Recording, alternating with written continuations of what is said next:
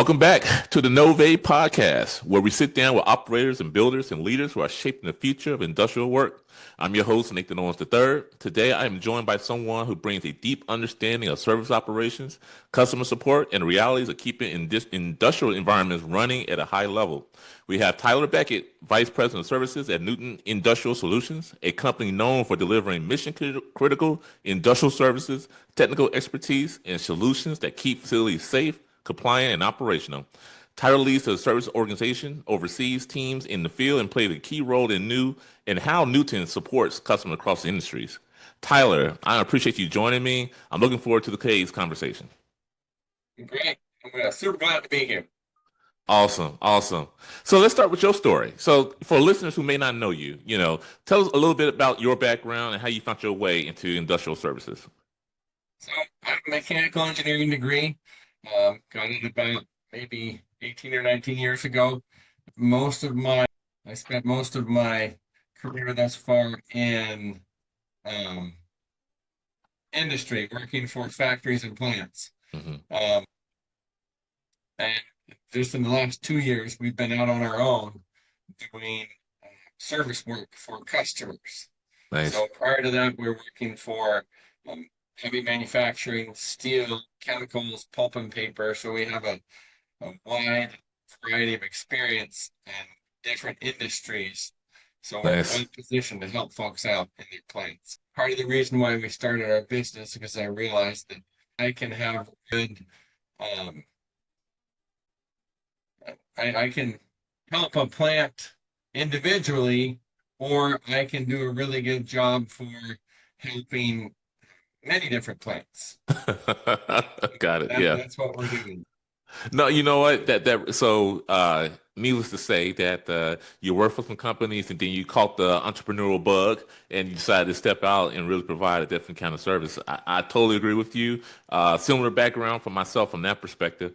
What gets you up in the morning then? I think you try to go into that. What energizes you to get up in the morning and really, provide your 100% for some of your clients? I love solving problems for them. Nice. Yeah. I really like being able to here's a great example. So we've got a customer that hadn't greased their bearings in 6 years just because they had some Yeah. they had some attrition and they also had some conflicting information. So they decided to not grease those bearings. Well, been a really long time and they had a motor fail. And so they called me in to help address that. Well, we have been Yeah. using special technology and methods and software to grease those bearings for them. Uh-huh. And I think we're on our fifth iteration. We do it every 2 months. Oh, And wow. now all of the bearings, so out of all the 32 bearings that we're watching for them, Yeah. only 5 are on a watch list now. All are off the red list. And we've had to replace 1 or 2 of them. Yeah. All are off the danger list. It's been really remarkable. It's more than I was expecting, uh, Okay.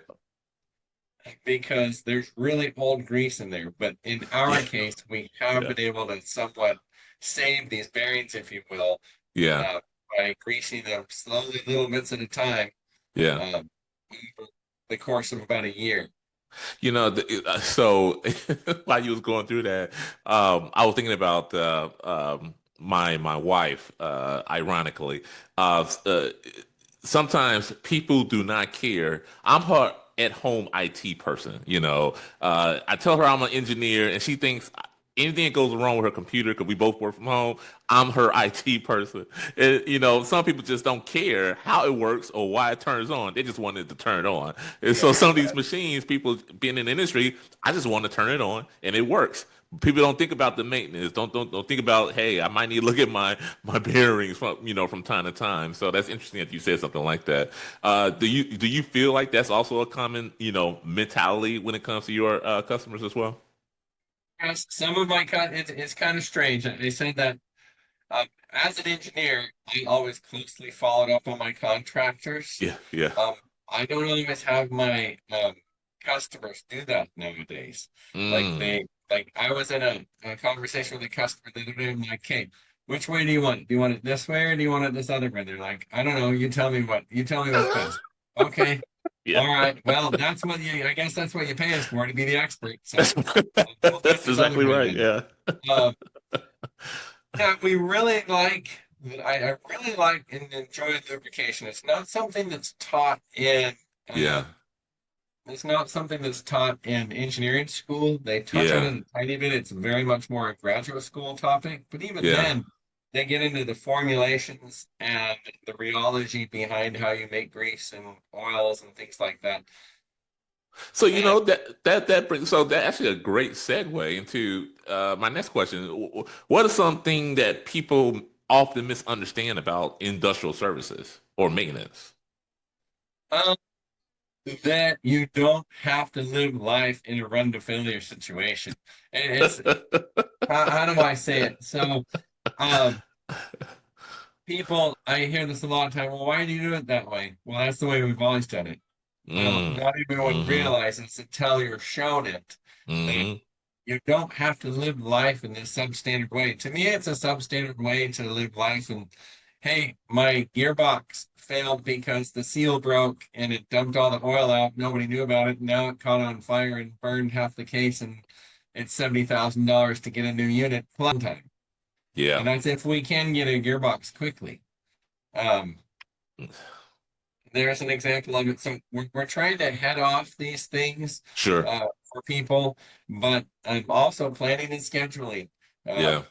You can take a team of 10 maintenance guys, take two of them out, Yeah. take one, turn it into a planner, the other one, turn it into a scheduler, and you Yeah. can get the same amount of work as those 10 guys did with the now eight, and then the Yeah. planner and the scheduler. It's all about organization and maintenance workflow and optimizing, having a backlog of maintenance Yeah. that like a 6 to 8 week backlog of work, and then you have a frozen weekly schedule. You don't let production say, "Hey, I need these stairs built right away." Well, is it critical? Well, it's critical to us. Well, it's critical to business. I don't care. I want it done now. And so you get pulled off your PMs or whatever to build this staircase, and Yeah. it just snowballs from there. But having that frozen weekly schedule saying, "Hey, all right, production, all right, safety. If you don't Mm-hmm. have it in, and we talk about it on Thursday, then Mm-hmm. we don't do that work this next week. It gets Yeah. pushed out." Yeah, yeah. Part of it is that I mean, even my times in services, people don't know what they don't know at the end of the You day, know, and they need um, a bit of consultation or advice, just trying to give them the right direction they need to go from that perspective. I think the industry has changed, where to your point, they're not running to break or a break fix scenario. They want to get more preventative. They want to get more predictive, quite frankly, yeah, from that perspective. Are yeah, you that's seeing right. that kind of push more so?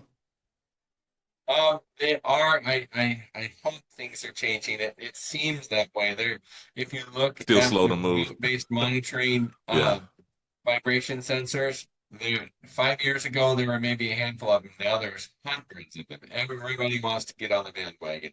Ah, There are very varying levels of success with them, and also it's highly dependent on how responsive the maintenance team is yeah. to it's not a problem today. It could be a problem in 6 months. Right. Or do they have the ability and the foresight and um, and back to the planning and scheduling? Can they fit that in, or are they always on breakdown work? They're fully Yeah. allocated to that. They don't have time to spend on it. What I've seen happen is companies will put this system in, spend tens of thousands of dollars to put it in their plant, and then they're still stuck on breakdown work because the culture hasn't caught up yet.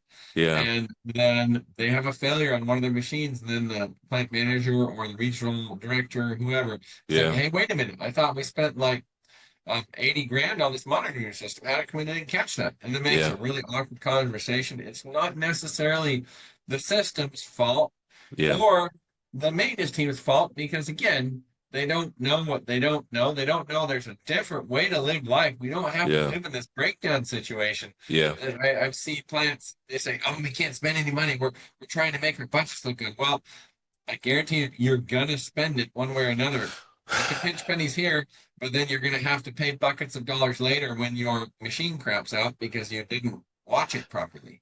So, it's always, yeah. So It's always that balance where I like what you said there. You're going to spend it some way, somehow.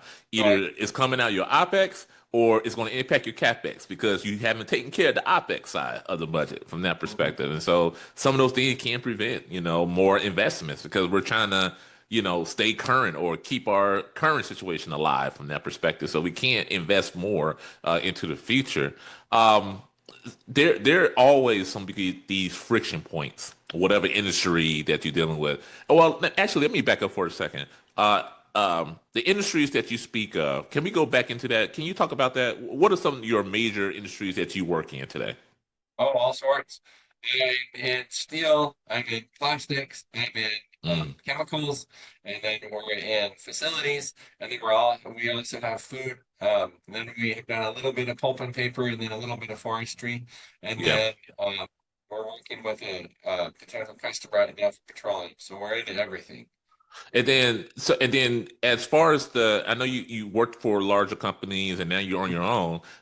Do you work with a team? Do you manage your own team or do you work with There's a just system two of of us right contractors? now, and Okay, when I do larger projects, I call in subcontractors.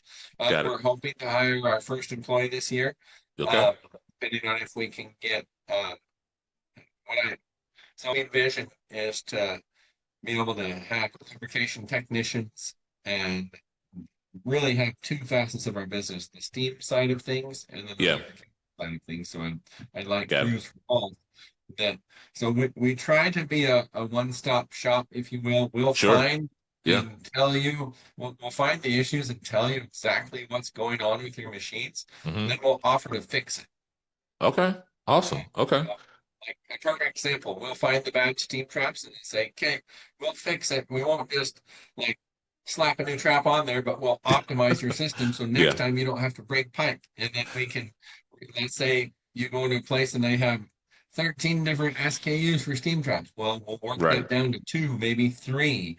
And so as the steam traps fail, you replace them Yeah. with this certain kind, and so then you can standardize everything and then make it so you don't have Hmm. to break pipe. So eventually it's really easy. You just have to shut the valves off, pull out 6 bolts, put the new guts in, and you're Hmm. good to go. You don't have to break pipe and worry about things being rotten. And of course, you need to fix that anyway, but you don't have to break insulation and replace valves, all of that. Got it. No, understood.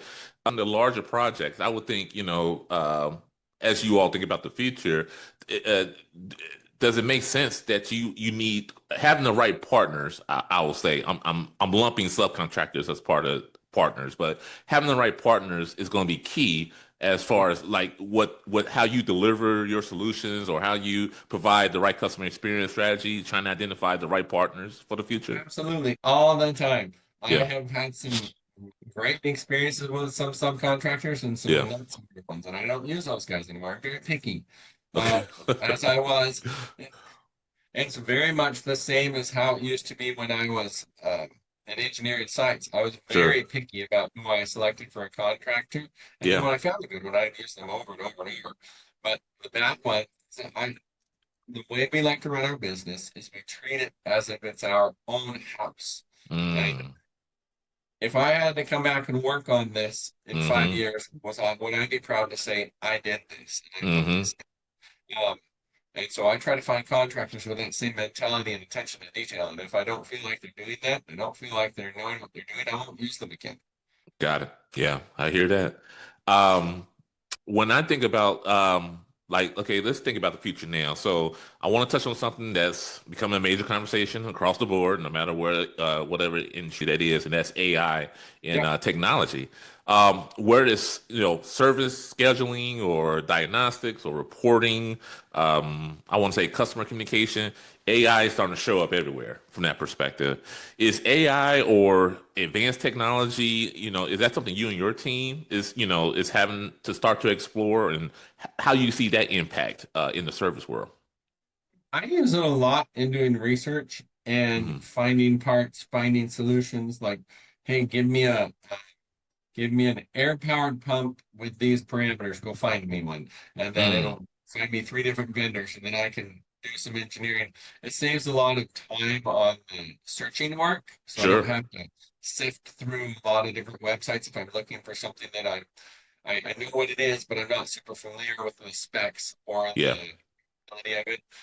It making documentation and things like that, and Okay. proofreading.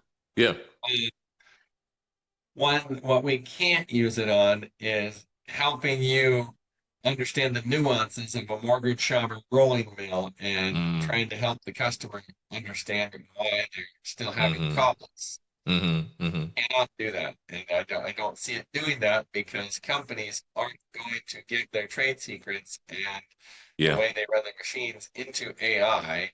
I don't see them doing that. It gives you general, like, just give you the nuances of this particular. Got it. Um, and can help with repetitive tasks Yeah. and heavy lifting. Like if you're, let's say you're doing an FMEA Mm-hmm. and it can really, and you have a bunch of similar equipment, it can do, and you can kind of teach the AI the way to do it, and then Yeah. you have to check it up afterwards. But Yeah. it can do a lot of the repetitive tasking and things like that. But as far as installing a sample port and drilling a hole and welding a little boss on so you can Ah. install a sample port on a box, I don't see us anytime soon having um, robots that can come in and be sentient and solve that. I No. may be wrong. I don't know. I mean, the other day, what did China have marathon running robots that beat the world record or something like that? And they had a humanoid looking robot that ran. I don't Really? even know if it was real or not, but I Oh saw it wow. on the internet. And who knows? Maybe I'm being naive, kind of like those horse and carriage guys were with Henry Ford in the 20s when they said, "Hey," or the early 1900s when they said, "Oh, these cars aren't going to do anything," and then They cars really took over everything. I don't know. what is it? Horseless Because of carriage. the What is this all about? state of, because it's so much money to integrate AI Yeah. into these things, because we're talking about Siemens, Bradley, all of that. Yeah. And you have to bet a lot of these systems that they have in plants are 20, 30 years old. So you Yeah. have, if you're wanting to back integrate controls and sensors and all of that, sometimes it's cheaper to just build new. I think that's part of the reason why international paper, the Union can't mill in Savannah that was run for a really, really long time. They Oh shut wow. it Uh-huh. and they closed it down, and then they built a brand new mill in Alabama. I Mm. guess some of the things like that that they were needing to do, maybe on the Yeah. recovery boiler system, or maybe the lime kilns or the black and green liquor. I don't know what. Maybe some of the repairs they were having to do there were prohibitively expensive, and Yeah. building a new plant was more economical. I don't know, but I'm guessing that had something to do with it because then it gives them the opportunity to put in all those new controls. Because sometimes it costs you $20,000 from Siemens just to buy a computer, just to buy a Yeah. little box. Yeah. Yeah. Well, Yeah. and then, well, okay, I have to get the wiring from here over to there, and it's always cheaper when you're building it rather Yeah. than to retrofit it. Trying to Sometimes retrofit. Yeah. It's you're speaking my language. My times at Siemens and Rockwell and Schneider, it was big business to look into modernization projects. Ideally, we were trying to be well, we call them solutions, the solutions business, but it was a retrospective, using the existing architecture or existing infrastructure to kind of modernize their equipment. Sometimes it makes sense. Sometimes, to your point, we might as well just kind of rip and replace from that perspective, from your butt from there. Um, when you were talking about the whole AI concept there, I guess in my mind I was thinking you're talking about like workflow automations, or workflow automations anyway. Repetitive tasks, you see a good ROI on that when it comes to if you got to do something all the time, a FEMA or whatever case research. If you got a prompt, you're gonna do that all the time. That's where AI may make sense to kind of help get some time back so you can focus mostly on other things. When it comes to identifying your customers, I mean, how about that? Are you using AI to kind of identify new customers or target customers or anything like that? not right now. Okay. We're actively looking for and bringing bringing on new customers. But if I got an AI that tomorrow gave me 50 leads and I Hmm. had to go visit them all, that would be really hard because we're not set up to do that yet. Got it. Because there's just two of us. We can only be one place at a time. And that's, as a small business owner, that the crux, 2 years old. Yeah. Eventually, I hope to have sales guys and have an office and things like that, like outside of our home, where Hmm. we actually maybe have 10 or 12 employees. Nice. The night Okay. there. And so we're having to do all the sales and uh, all of the taxes and the Mm. accounting, payroll, and all of that stuff ourselves. We do have some of that automated, like in our accounting system. It uses AI to pre-categorize all of our Mm. expenses. Yep. Uh, so that is really helpful. Um, I don't have to spend time doing that. But we're not currently using it to try to find new customers. Do I Okay. think that would be valuable? Probably and most likely, but we're just not doing that right now because we're still working on servicing the customers we have and just trying to find new ones. Got it. Okay. All right. So let's looking ahead now. So as you look out the next 6 to 12 months, what's on Okay. your radar? What you preparing for? Try to bring on two more customers. We're bringing on one new one right now. We're going to try to bring two, three, maybe four, Uh-huh. but three would probably be a sweet spot for bringing on new customers, and then that will let us.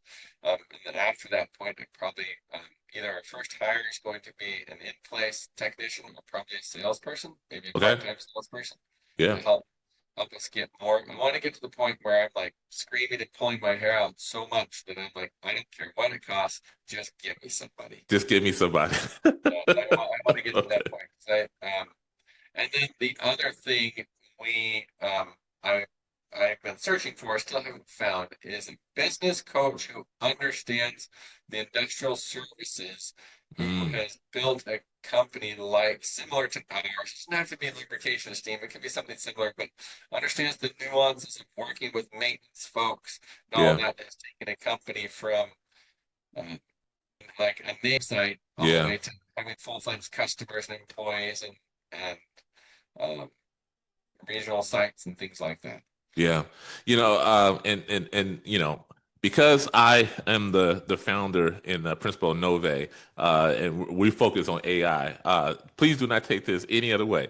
But to your point, um, you can even today, AI is so cool today that you can create your business coach today. You can go into LLM and say, hey, maybe you know someone that you really like. I might say, hey, who's one I kind of look up to? I don't know. Tony Robbins. There Who? you go. Who? Tony Robbins. He's an Tony Robbins. all-around business and life coach. There you go. So hey, so you can create a persona. I want you to be like Tony Robbins, and where you inspire across the time, and then I also want you to have a mix of Oprah Winfrey. You know what to look Interesting. for. Blah blah. And AI would create this persona, and then you go in and say, hey. This is what I'm doing. This is my idea. Respond to me as if you were Tony Robbins or Oprah Winfrey, and it Yeah. will come out with this information. It is so cool sometimes that AI can do things like that. And Okay. I'm not saying it can replace the real person. Now, I might not be able to access Tony Robbins, but if I could get something like Tony Robbins, I will take it. I will take it. Interesting. Yeah, we have used AI in the past on this is the problem we're having. Why give me some options on how to Yeah. solve this? But I always get nervous because I'm like, is it killing our independent critical thinking processes? And we just say, oh, AI will know. I don't have to know. No, you know what? That is a conversation. I gotta wait. That'll be on our next podcast. If you come back, we gotta talk about that on the next podcast. But I will say, I have created three personas right now for my business. I have Okay. one I call Friday. I took that off of Tony Stark from Marvel. But I got Okay. one I call Friday, who's my career coach. I have another one I call Brandy because she's my brand strategist. And I have another one I call Tyson, who's my business coach, because Mike Tyson kind of knock out the Yeah, business, yeah, yeah. And so I have all these different personas. Now, at the end of the day, I'm thinking about what I'm trying to do. All I'm asking, based on the prompt, is from your perspective, I have, I won't go into all this detail how I built it out, but I want you to think in this manner and then give me my information. But I still have to put in the information. Is data in? What had that saying go? Bad data in, bad data out. Good data in, good data Garbage in, out. garbage out. Exactly, exactly. So I gotta feed it something, that makes sense, and then it will shoot it out. Now I will go through and do my own research and blah blah blah. But it does give you, it helps with the insight, having like a sounding board, in case you want to throw some ideas out there to keep you going. So I definitely would encourage Tyler, trying those things and see what you think. Yeah, next time you come back on, I want to hear if you tried it or not. I will. Hey, so I always like to end these podcasts with one piece of advice. So what would you give someone that was up and coming, similar to you? Hey, I've been in the industry, I'm going out on my own now, or what's your biggest advice you would give someone that's up and coming? So my biggest fear and what kept me from starting my own business was Mm, not feeling like I don't have any customers. Where am I going to get them? yeah, And yeah, so I don't have a better answer than you just start looking for them. You find them by looking for them actively. yeah, And so I I don't have a better answer because there is no one place so far where I'm like all my customers came from here.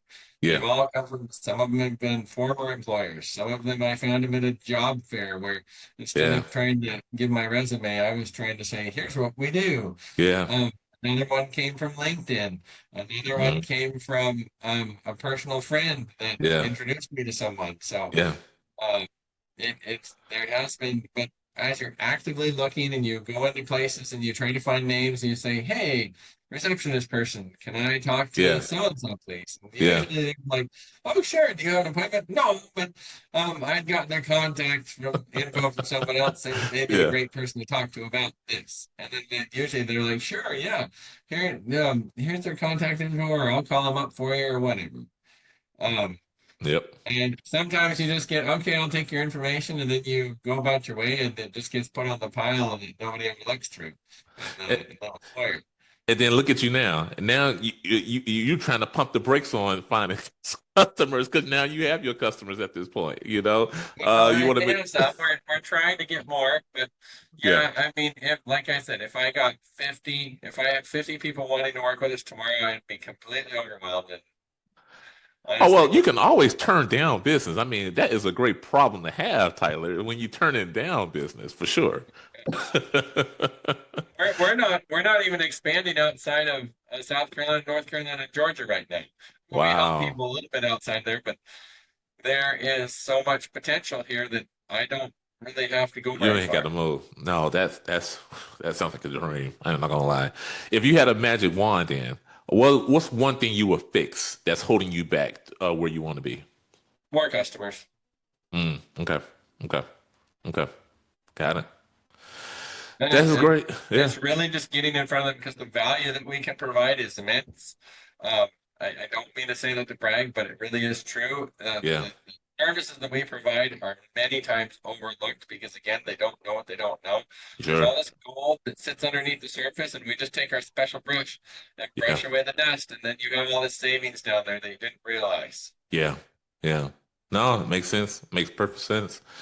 Hey, Tyler, this has been a great conversation. It's been fun. I appreciate you coming on, providing your insight, your leadership perspective, all the work you're doing. Thank you for joining the NOIVAI podcast. For everyone that's listening, make sure you follow the channel, share this episode with someone in your network, and stay tuned. We got more conversations coming with operators and leaders who are shaping the future of industrial work. Tyler, thanks again. We'll see you next time. Thank you, Nathan. We'll see you next time. Take care.